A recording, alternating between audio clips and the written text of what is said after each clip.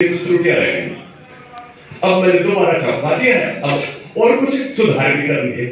आप विचार करके देखिए, इतना बड़ा महापुरुष व्यक्ति प्रारंभ में ही अपने न्यूनता को स्वीकार करके आगे बढ़ रहा है। ये है ऋषित्व। इसको ऋषित्व कहते हैं जी।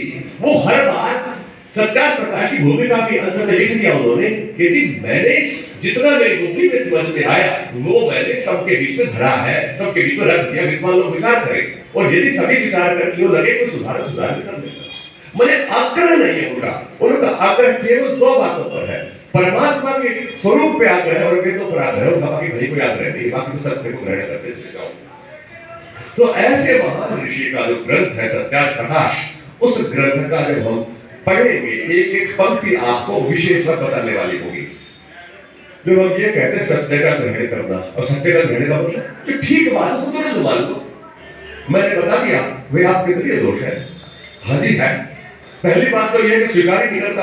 हाँ जी है। तो स्वीकार कर लेते हैं वो आगे हो जाता है।